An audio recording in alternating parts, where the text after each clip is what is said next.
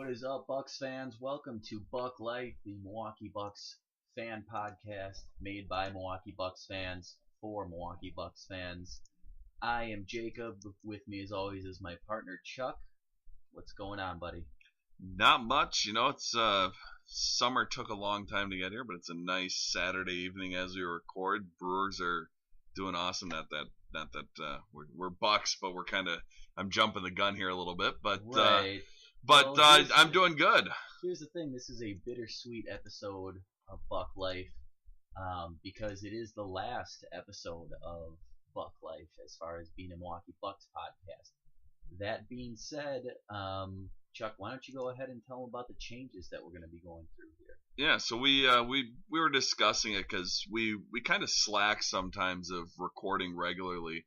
It gets hard in the off season, you go months with nothing going on with the Bucks unless they get a trade or you get the draft lottery, which this year when you make the playoffs, the lottery is not all that exciting.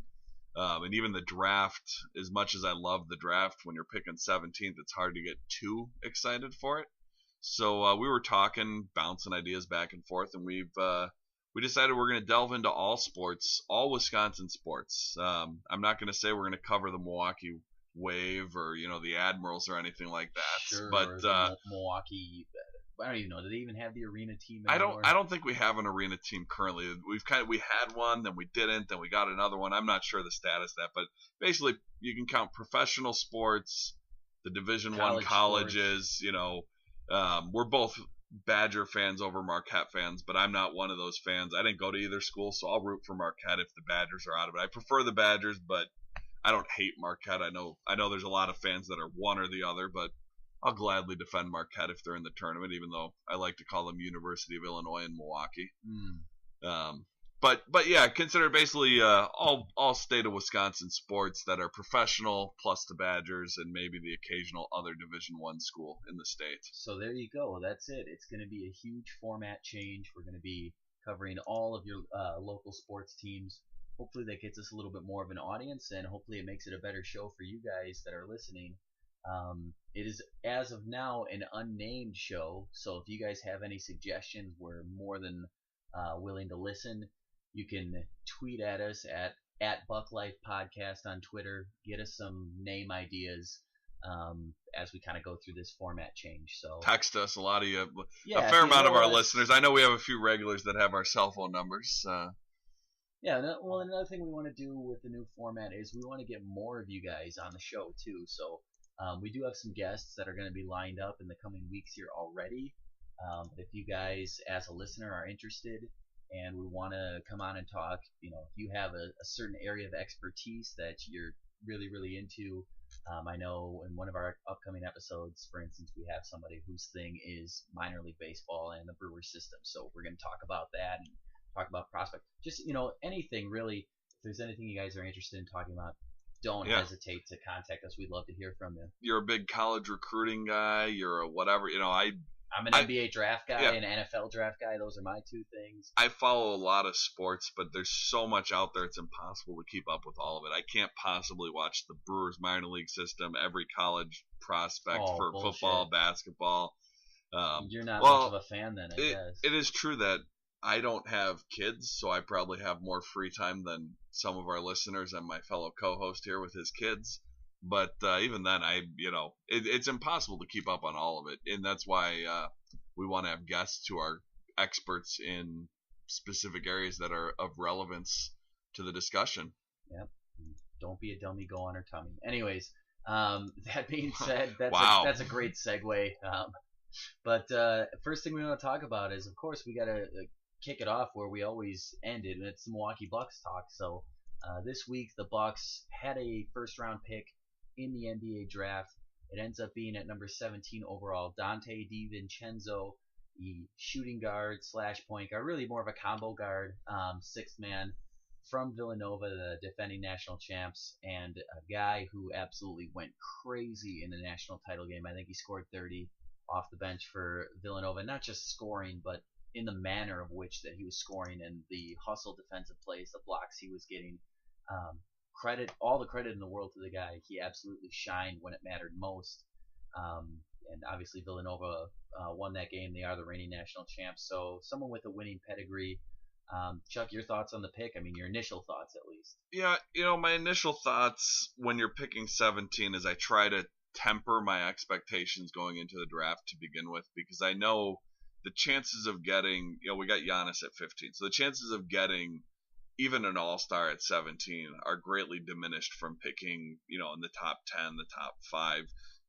We've talked about this before when the Bucks were terrible and we went through the whole winning takes balls thing and the Save Our Bucks movement, in that the lower every single pick in the NBA draft gets exponentially worse odds of getting an all-star, an Weird how that MVP, works, huh? and a Hall of Famer. All those things, the higher you get is increased. Probably in the NBA more than any other sport, because in the NFL you get plenty of, Tom Brady's a 7th rounder. You've gotten undrafted players like Sam Shields who are Pro Bowl caliber players, and then you get your first round busts. But the NBA, you pick number 1, you have a pretty damn good chance of getting a good player, and the further you go away. So my initial thoughts are, I'm not going to get too worked up. I'm not going to get excited. I think, my biggest concern, and we were talking about this before we were getting ready to record here, is that you have a 21-year-old who wasn't even a starter. You've had plenty of NBA players who were the 6th man, or even 7th or 8th man on a championship team who came into the league and were fine, but more often than not, they were freshmen, especially since the one and done rule has been in place. So here you have a 21-year-old who, yes, I know he's a redshirt sophomore, but we know he's 21 at least. Like, we don't have to quantify that. Yes, we do at least know he's 21, so there is room for growth and improvement physically, because you're mostly done growing height wise and all that at 21, but he can bulk up, get stronger. Though he did at the combine, I think he was 9th in bench press. I was reading that he's a decently strong guy in that regards. But in terms of his game, there's room for improvement, but not a ton of room. It's not like he's an 18-year-old kid or a 19-year-old kid. I'd be a lot more excited if he had the season he had as a true freshman, 6th man of the year on a championship team, had a huge breakout game in the championship game, and then we drafted him. I'd be probably excited as hell. But as a 21-year-old, I got to temper that excitement, but I'll also wait and see. I had some problems with the pick, and I'll kind of lay out my whole issues here with Dante DiVincenzo. Really, my issues aren't as much with him as it is with what the pick means and who is on the board when they pick. Like, I remember going into the draft, my guy that I thought maybe had a small chance of falling to us was Robert Williams, a center from Texas A&M, and there he was sitting at 17, gift wrapped to us with a bow on it, or so I thought.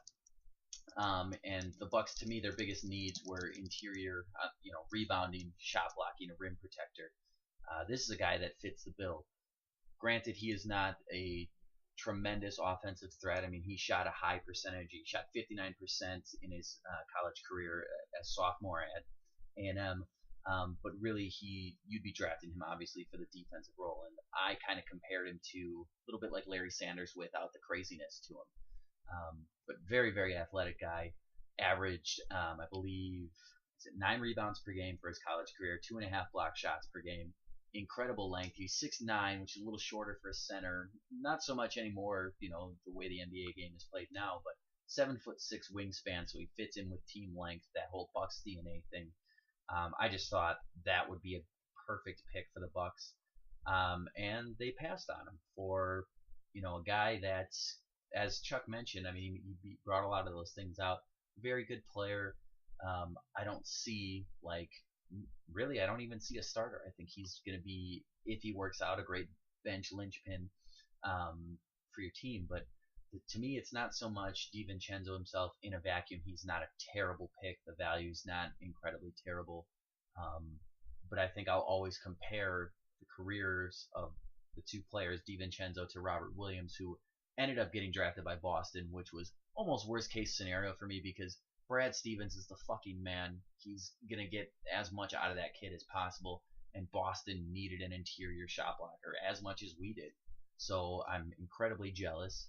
maybe I'm wrong and the guy turns out to be a stiff, but to me, that's most of my issues with the pick, although I do have some other issues with it as well. Just kind of breaking down the numbers here for Dante. He really didn't play much his freshman year. He got hurt, so he redshirted.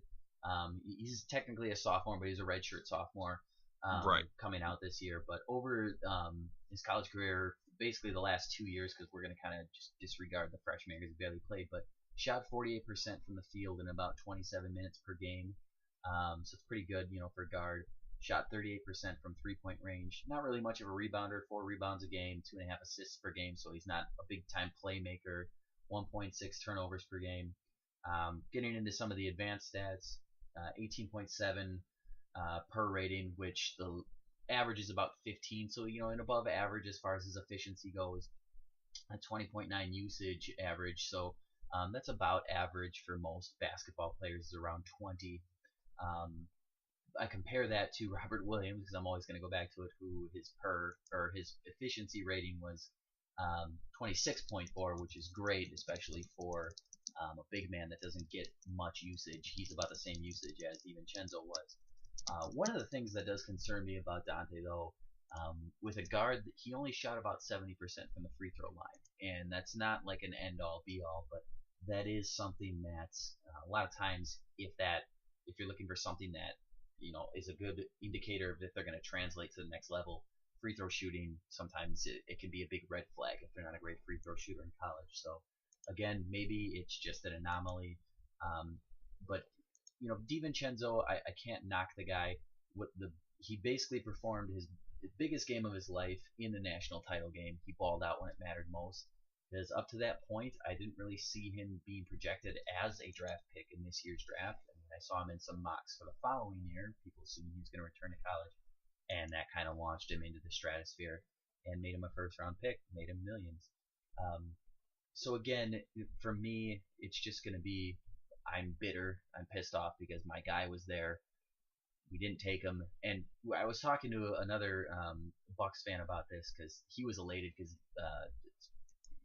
DiVincenzo was his guy. This entire process, he kept trying to sell me on DiVincenzo. So obviously he was over the top thrilled. Yeah, absolutely. But I was telling him, like, I think as far as and I don't count baseball because baseball drafts is such a crapshoot. But basketball, you do 75 rounds in the baseball draft. But basketball and football, Packers and Bucks, I can't recall my guy being available and then my team picking it and then just having that moment. I thought maybe it was going to be this time, and sure enough, the Bucks do what they do and they break my heart. So. I don't know. Is it going to be a comparison for you? I mean, I know there was rumors of a potential deal for us to move down with Atlanta that maybe fell through. But.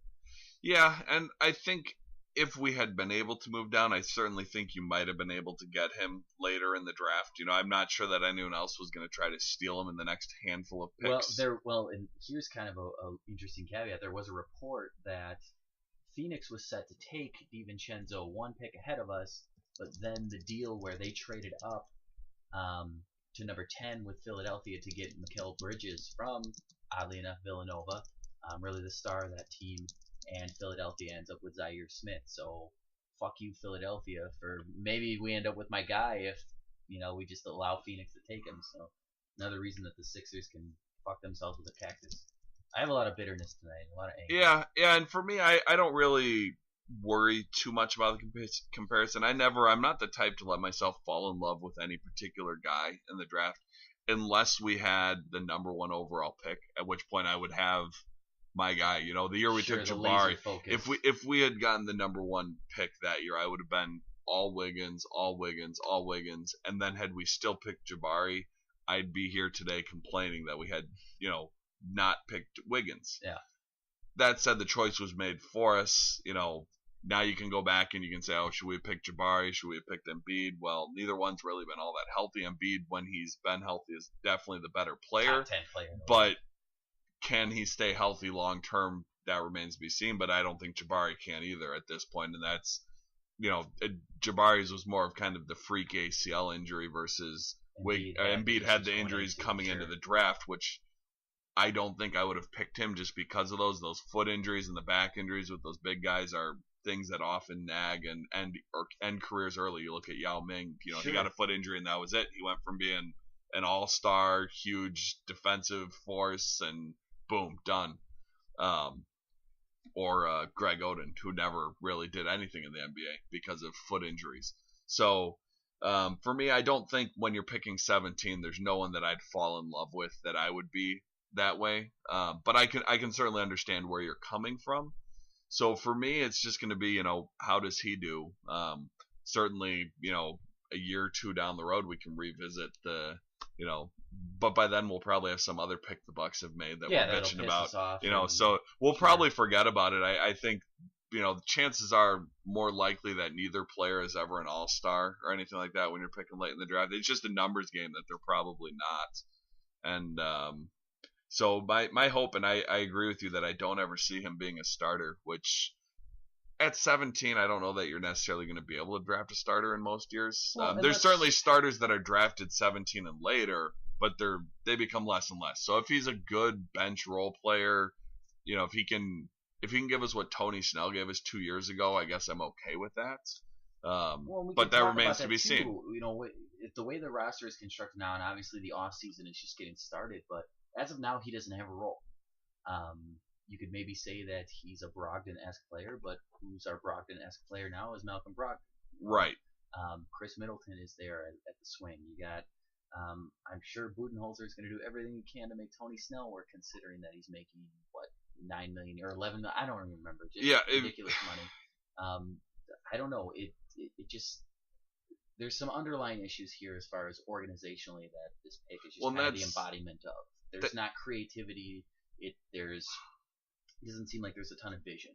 I feel like they were kind of just zeroed in on this guy that they think is going to contribute, and that's totally was a part of this. Is they were like, we can't have another DJ Wilson. We need a guy that for sure can step in and play. But I know we talked briefly before we started recording. It's like there was a fan on Twitter that put out an amazing tweet, and for the life of me, I can't remember who it was. So I apologize if you are one of our listeners. But he said, when was the last time you saw the Bucks make a championship move? Meaning a move that is building towards a championship team. And it's like, wow, that kind of struck with me. Like, they make these minor moves, these little tweaks here and there, but what are we really building towards? What is our plan? It's frustrating to me, and I was talking with for my job, I close real estate loans. One of my loan officers that I close a fair amount of loans for, closed him many years. He gets full season ticket package to the Bucks games. He sells a few, but he goes to a fair amount of Bucks games, so we always talk about that. And we were just talking about this the other day after a closing, and it's just every single offseason we hand out a 4-year, $40 million contract, and one of those won't kill you. But when you do it every damn year, when you give a Plumlee and then a Snell, and you add a Gooden and a Maggette, and we can just list off the names of mediocre to bad players on some of those. 10 years. Yeah, it hasn't changed with the new ownership group. We would have hoped a new ownership group, a new regime, we could see a change, but it's the same thing, and it's beyond frustrating. And if you do that 1 year, it's fine. You've got your young pieces in place. You need a bench player. Like, if you have a championship core, exactly. When Golden State probably overpaid to bring back Andre Iguodala, but when you have Steph Curry, when you have Klay Thompson, when you have Draymond Green, like you said, then you can afford to kind of overpay these role players a little bit if you really feel like they're your glue guys. But are you losing sleep if you're the Bucks and Tony Snell leaves, or you don't sign Matthew Dellavedova? No, you only give out those contracts when it's the final piece to a championship. And you don't even have to necessarily win the championship, because being that one championship team is hard. Golden State didn't win it that year against Cleveland. They've won it, they've obviously won multiple championships now, but they lose against Cleveland. That doesn't mean the moves they made that offseason were bad, because it's really hard to get that championship game. But they put themselves in a position to win it. And they basically didn't win it that year because LeBron single-handedly beat them in the finals after being down 3-1. I mean, Kyrie had a lot to do with that. That's true. Kyrie hit all the big shots. Kyrie did have an outstanding finals that year as well. Which pains me to say it because he's a fucking moron, but well, anyone who flies in a plane regularly and can't look out the window to see the Earth is round is beyond a moron. So sorry if any of you are listeners, if any of you are flat earthers, you're fucking stupid. If that offends you, tough shit. That's how we do it on our podcast. We just call our listeners fucking stupid. Only if you're a flat earther. Yeah, you know, that's it. I can get behind that. There's a lot of conspiracy theories. I will take no. I think a lot of them are dumb, but there's some that are dumber than others, and that one is one of them. Especially when you regularly fly in an airplane, just open the shade on your window and look out the window. I've flown many times in my life, and you can open the window and see that the Earth is round. So one more thing before little we off move topic on there. No, that's fine. Kyrie is an idiot. Yeah, Kyrie's an idiot. Can't be said enough. One more thing before we move on to the next topic or the next sport, really, which should be interesting, should be new. I just want to throw some names out there: Dellavedova, Teledovic, Snell, Spencer Hawes, Larry Sanders, John Henson. That's over $50 million of the Bucks cap space that you're basically getting nothing from. So there's your point right there.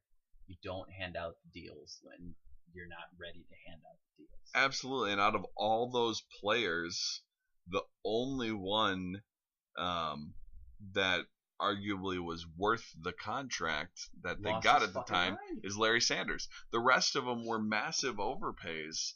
Well, and they're lucky to be paying, I think, like pennies on the dollar. $2 million of their cap is on Sanders because he pennies on the dollar. Really Sanders wanted to make crappy rap music and smoke weed. He wants to skateboard, make crappy rap music, and smoke weed more than he wants to play basketball. God bless him. And he's trying to come back. One of the biggest ironies is that you can skateboard, make crappy music, and smoke weed while being an NBA player making $11 million.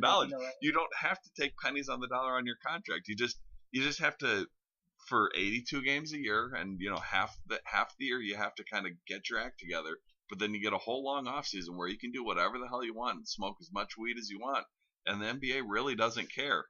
Fuck around on your computer with your shitty beats and whatever.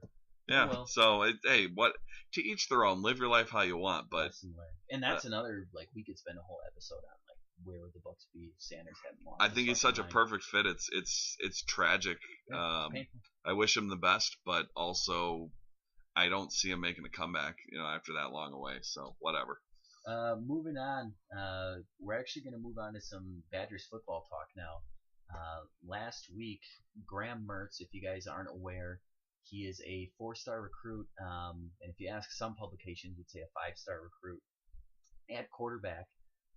He's been verbally committed to the Badgers for, I want to say, almost a year. But yeah, it's been a while. I don't know if it's a full year, but it's close to a year, if not a year. And basically the highest profile quarterback recruit the Badgers have ever landed. There was tons and tons of speculation that it's basically a matter of time before Alabama swoops in. He had an offer from Alabama. Michigan had an offer. Ohio State was a big one that they were going to swoop in and get him. Finally, last week, he put out a statement saying, look, I'm shutting down my recruiting. I'm staying at Wisconsin. This is where I want to be. Which is just, I can't overstate how huge that is for the Badgers program. Because for the Badgers, I mean, all their success that they've had, it's fucking insane because they don't recruit. They don't get these huge, big, talented guys.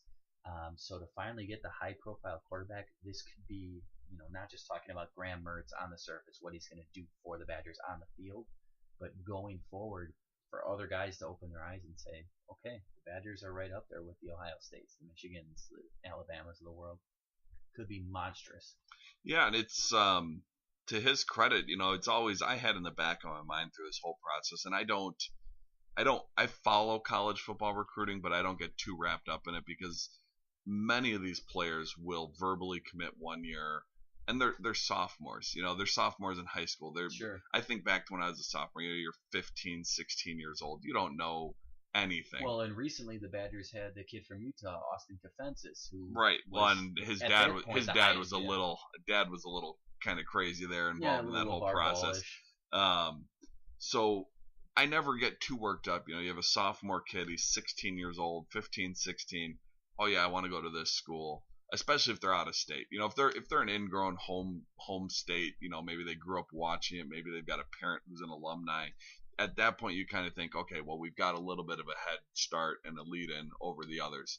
An example of that would be Julius Davis out of Menominee Falls, a running back coming in the same class. He got offers from other schools, but he's homegrown Wisconsin kid. He wants to go to Wisconsin. Mertz is a Kansas kid, I believe Kansas, right? Yep. So he's not a Wisconsin product. He doesn't necessarily have any strong ties to the state of Wisconsin. So you always have in the back of your head, you know, maybe he's going to go somewhere else, you know, and especially once you start getting those big names thrown out there, you got Ohio State, who's Alabama, Michigan. These are schools that are perennial national title contenders. With the big name coaches. Exactly. Meyer, and then Harbaugh. It's funny because you could argue the Badgers have been a national title contender for many years in the last couple decades, and especially the last couple years where we've had last year the top defense in the country. What we were really missing is that elite quarterback. If we had an elite quarterback last year instead of Hornibrook, we might have, you know, they could have won it all. They could have won it all because they were that close. They were one game away against Ohio State, a game they lost by 7 points. You know, it's the year before they got blown out in the Big Ten title game. You know, whatever, they were pretenders, but last year they were not pretenders. You got a motorbike driving by. I don't know if the microphone's picking that up. I thought it was a cow mooing at first. I thought like one of the kids' toys fell down here and doing a cow mooing sound, but then there's a little like Suzuki dirt bike or something speeding down the street.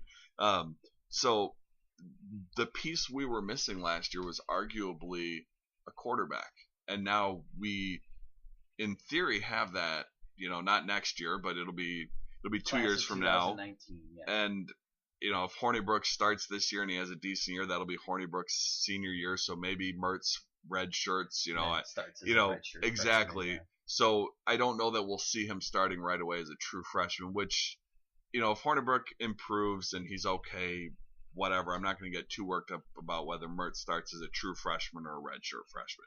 But seemingly we have it, you know, the quarterback of the future, which has been that one missing piece many years, because the only year we had a quarterback that was worth a damn was Russell Wilson, and he was a grad transfer. Yep. 1 year. You know, we get 1 year out of him, and that year we almost, you know, we were a couple plays away from being national championship contenders that year too. Well, I want to throw it out there too before I forget. Russell Wilson had the college. I forget the name of the college. Has like their basically quarterback rating stat. Yeah, they call it quarterback rating, but it's a different formula than the NFL. And it was the highest ever recorded in the history of college football. Right. So good on Russell Wilson. It's always been amazing to me that the Badgers haven't been able to get better quarterback recruits, because we're churning out NFL linemen all the time, and not just NFL linemen, but Pro Bowl and Hall of Fame caliber NFL. Look how many Pro Bowl linemen are former Badger players. Dallas Cowboys, half their line 1 year is, you know. You got Joe Thomas at Cleveland. You can just, every team, I mean, not every team in the NFL has a former Badger lineman, but a lot of them do.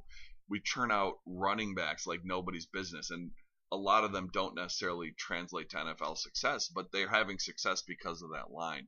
We've had plenty of tight ends. You know, what do they always say? A young quarterback's best friend is the tight end. Yep, we just churn out NFL caliber tight ends year after year, and then we don't get a wide receiver every year, but every couple of years we get an NFL wide receiver as well. We've got these skill position players that make a quarterback's life easier.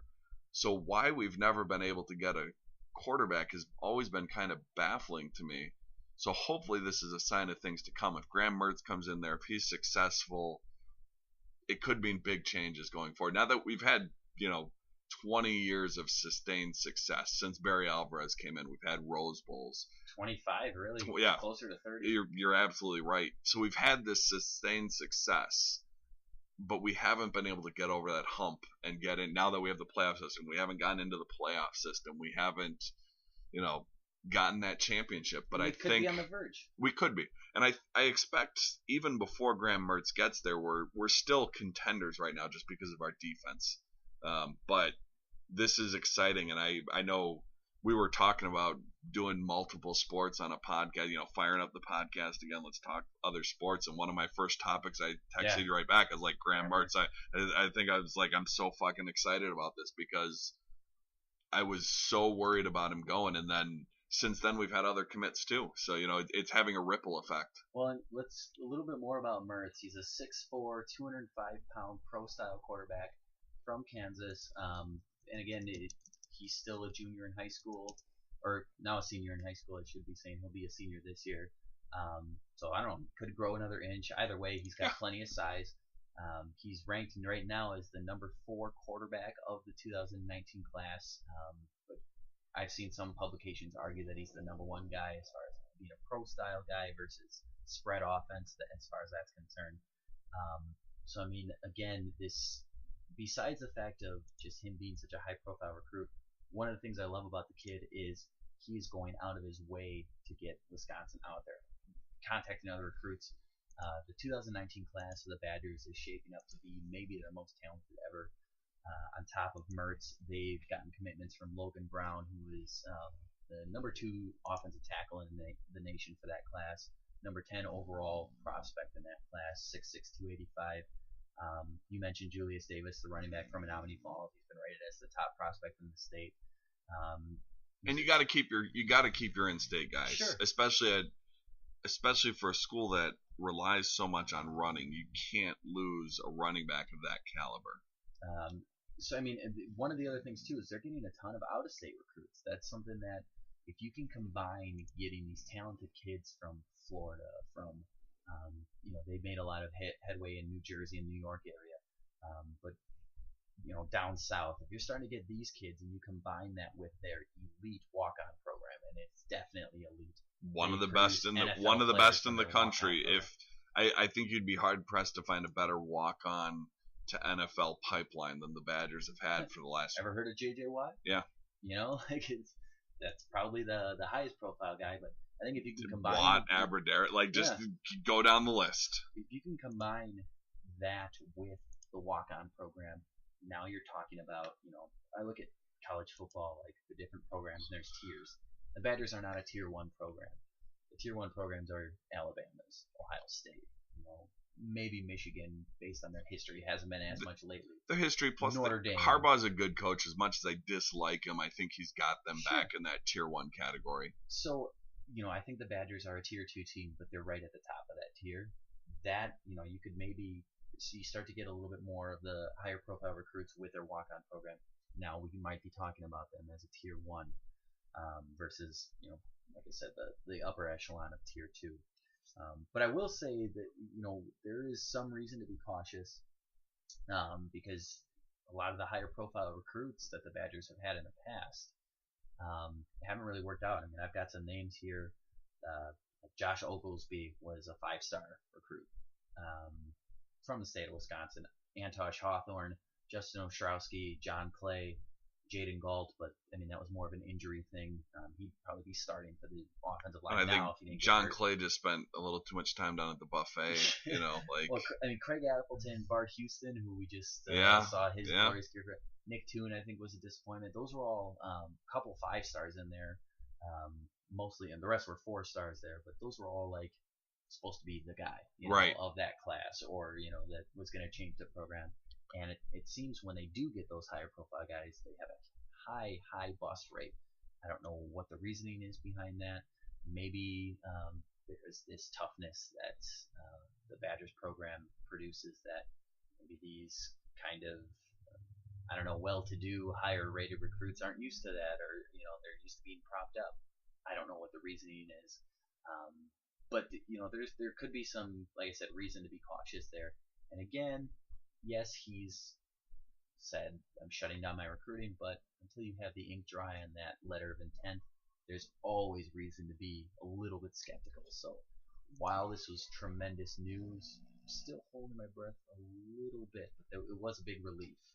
Absolutely. And I think not only him shutting down his commitment, but also he's apparently been working with other players, trying to recruit other people there to the school since he shut down his recruitment. So I feel more confident every passing day, especially what he's saying and his actions.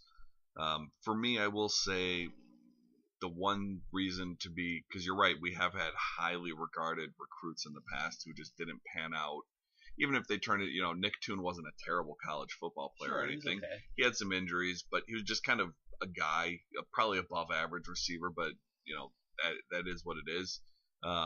I feel like our coaching staff with Chris is probably in a better position to take a highly rated quarterback now and turn them into a great quarterback, because they had pretty good success with Russell Wilson. Yeah, Chris was a catalyst in getting absolutely. Russell Wilson in here, and Wilson he was a good quarterback in his days at NC State, but then he was playing minor league baseball. He wasn't an NFL prospect before he went to Wisconsin. They were talking about him switching to wide receiver before he played at Wisconsin. So I certainly feel like from a coaching staff standpoint, and that probably played into him committing to Wisconsin and so far to this point staying true to Wisconsin.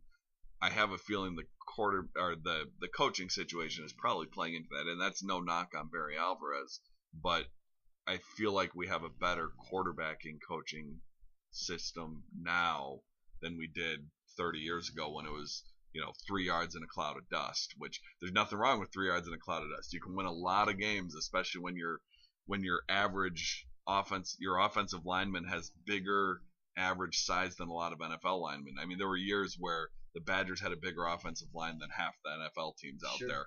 I remember a couple years there were statistics. The Badgers had taller, bigger, heavier, stronger guys than the Bears starting offensive linemen. They were all like 6'6", 320. And then you see them going up against, certainly early in the year when they're playing their AA schools and their cupcake schedule, and they're just literally pushing them 6 yards off the line of scrimmage.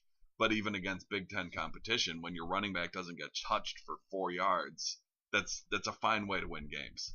Yeah, but I think now we're in a position with both the coaching staff and the players to be more creative. And I think Chris is a pretty creative coach when he lets.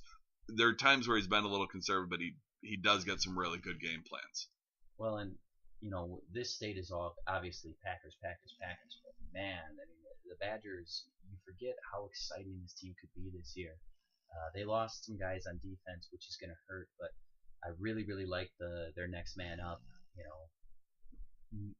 motto when it comes to their defense. Last year they lost Sitchy. They didn't skip a beat. They had one of the best defenses in the country. You add in the fact that we forget about this guy, Jonathan Taylor, who was a Heisman Trophy candidate as a true freshman last year. He's coming back. Almost all your offensive line is intact. Obviously, the quarterback's coming back. Your skill position players, they started to get a lot of production from those freshman kids last year at wide receiver. So the offense is young. The defense is still pretty experienced. And again, the explosiveness of Jonathan Taylor. And again, somehow the Badgers are being overlooked. It seems like every year they are. You expect they're going to have a top. I don't know if they're going to have the number one defense in the country again, because that's really hard to do, but they're going to have a top 10, 20 defense. Sure. They're going to be, top 2 or 3 defense in the Big Ten. Jonathan Taylor was absolutely ridiculous as a true freshman, especially since, coming into this season, he wasn't going to be the starter. He wasn't going to be the guy, but the whole, next man up. There were a couple injuries. He got in, and then he never looked back. He suffered a couple injuries himself and had to miss some time. And you would hope Hornibrook would improve. He did, to his credit, the last couple games of the season when the pressure was really on. He made some really impressive throws down the stretch. He played well against Ohio State. He was very turnover prone, so if he can fix that up, because he doesn't have to win the game for us. He just can't lose it. Well, he's kind of like the epitome of the Wisconsin quarterback. Yeah, game manager. Get in there, manage the game, make some good throws. Don't try to win it. Hand the ball off, control the clock, and hopefully the defense does enough, or we can just run it down their throats. I agree that's what he needs to be. Last year he wasn't quite, because he threw a lot of interceptions last year. I don't have the exact stats pulled up in front of me. If I recall correctly, too, they all came in bunches, too. Yeah. He'd have a game where he'd throw 3. Then right. He'd go 3 weeks without throwing one, then he'd throw 4. Well, and he lucked out in that we had such a good defense. Oftentimes he'd throw a pick, and then 2 plays later they'd get an interception right back, and then he'd march him down and get a touchdown, and you're like, well, all's forgiven. You got the touchdown. But he was bailed out a lot by our defense with all their playmakers, and even if they didn't get the pick, they forced so many 3-and-outs last year. It was kind of ridiculous. No one no one was running the ball on us. No one was really throwing it on us. It was just their defense was that good last year. Well, yeah, and it's hard to win a football game when you never have the ball. Yeah, and it was the Badgers would hold it on you. Well, they 10-minute long drives, and then defense would come out and take it right back. And I don't think they had it wasn't until like the 7th or 8th game of the season that they even gave up a point in the second half of football games. So they had a lot of games where they'd go into the halftime at 14-7, and then the final score is like 42-7. It doesn't look close, and you don't realize that at halftime everyone was bitching up a storm. Yeah.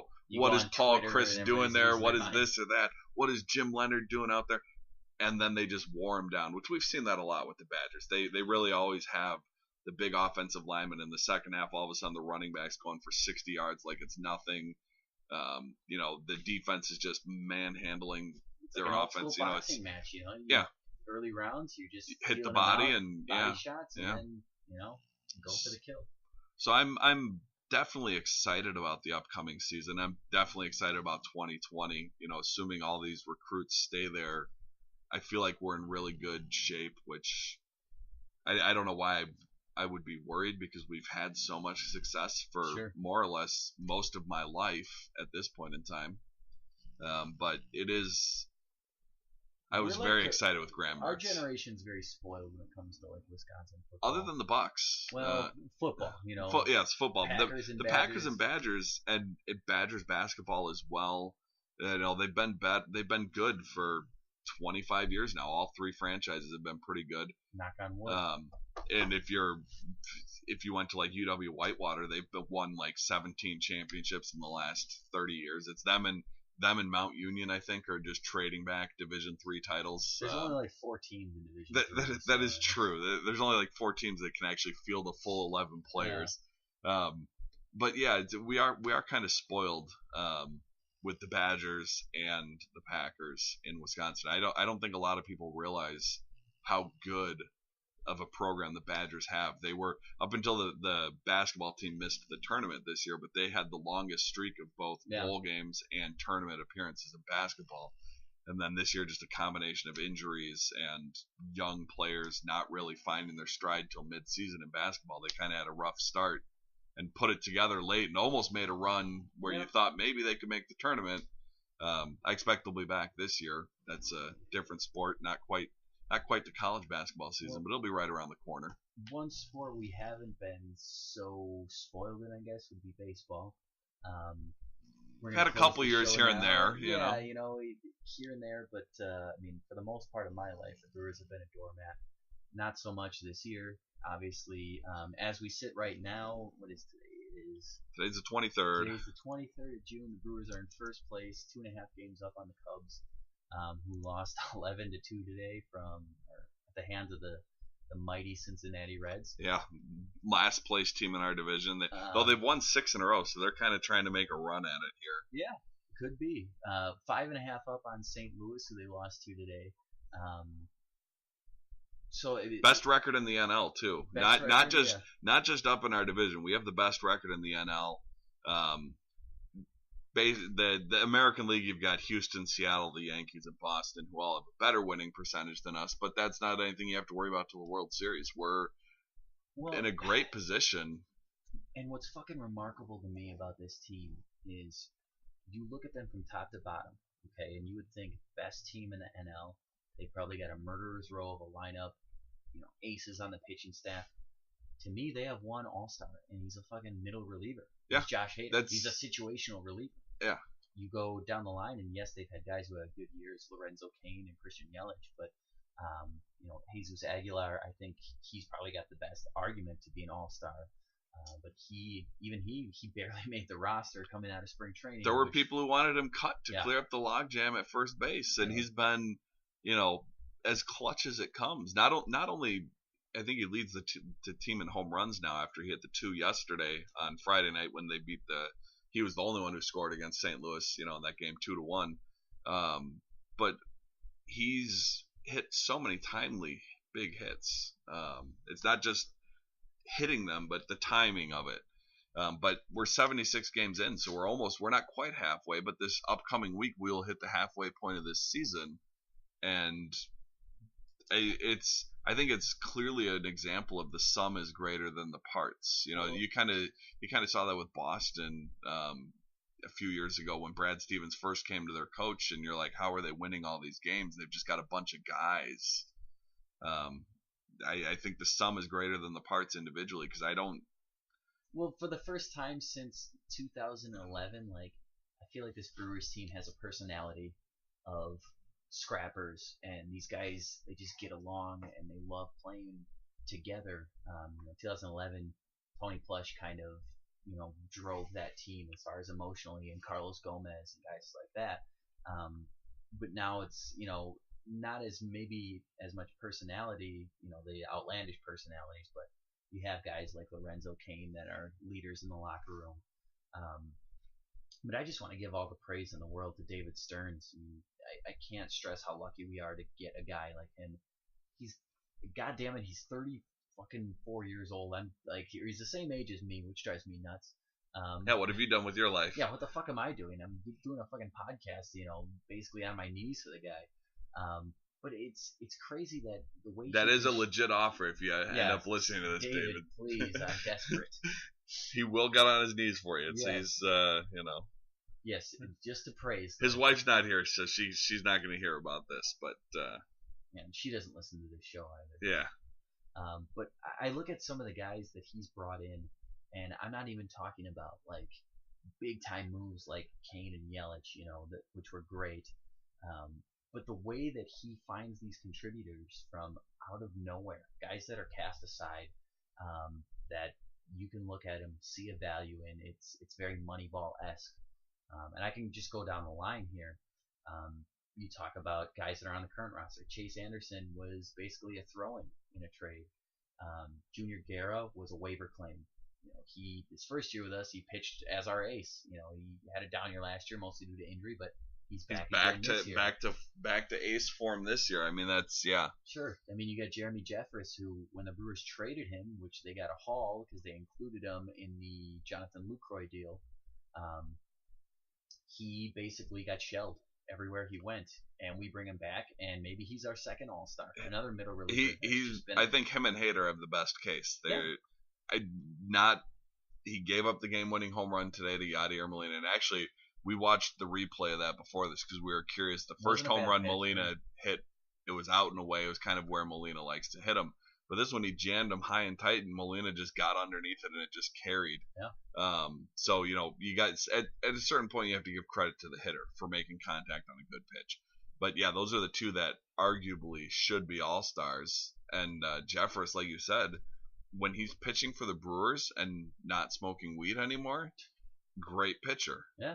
When he's pitching elsewhere, total scrub. I don't know what it is. He gets into trouble too. And it's not like Miller Park is. It's not Petco Park. It's not Petco out in San Diego where you have to hit the ball 500 feet to get out of there. It's a hitter's ballpark, and he had a .47 ERA coming into this game. I'm sure it's up a little bit. He gave up a 2-run homer, but it's still probably .7 or something because he's pitched enough innings this year that's not going to kill his ERA. Well, and we talked about Aguilar, who's basically their best offensive player this year.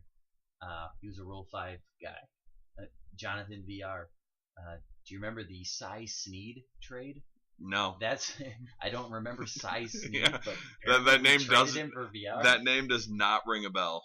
Travis Shaw, he was kind of I don't want to say he was a throw-in, but he was kind of like the forgotten man in the deal with Tyler Thornburg, who's been an unmitigated disaster for Boston.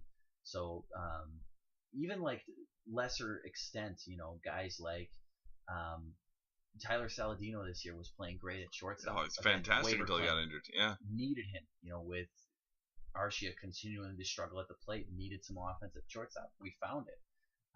Freddie Peralta, who's one of our best prospects, he was part of the Adam Lind trade. Like, who remembers fucking Adam Lind? Like, when someone I remember him. Yeah, yeah.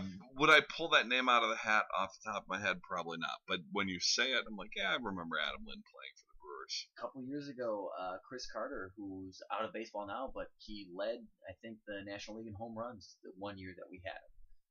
Again, a guy that was just tossed away, and we signed him for nothing. you just have to give so much credit to Stearns and their staff. I'm sure it's not just him. There's obviously advanced scouting in that. But where would we be without a guy like David Stearns? And one of the other things that you can give him credit for, I think, is showing a little bit of restraint. Because if in the previous regime, I look at this past off season when we were kind of chasing some of the pitchers and gauging the value of a starting pitcher, maybe we would have done something stupid and given what's his face the Yu Darvish the deal that the Cubs gave him. That's been a complete disaster so far. Well, we were rumored to be in the final, and I don't know how serious the talks were if we were ever going to, maybe the price just got too high, or maybe Stearns was just bluffing, and we don't know. You'll never know because you're not on the inside track there. But thank God it didn't. I was kind of excited at the prospect of, hey, we're in the talks and in the final running for one of the best free agent pitchers on the market. But in hindsight for sure, and even once the Cubs officially signed it, I said, we couldn't compete with that offer. We don't have the money to spend that level and put an entire team around them. So I don't know that we were ever serious when the final numbers came out, but it was nice to be in the talks. Yeah. I mean, he's not perfect. There were some misses. Like, we got rid of Gene Segura, who's turned out to be one of the best players for a Mariners team that's red hot right now. They're right there with Houston. They're neck and neck. Houston's had the division lead the entire season, I believe. Maybe one or two games in, someone else had the lead, but for the most part, Houston's been there. But Seattle's right on their heels. Chris Davis was another one that I think a lot of people assumed it was kind of a fluke season that he had, but he's continuing to mash the ball as far as being a home run hitter. But again, nobody's perfect.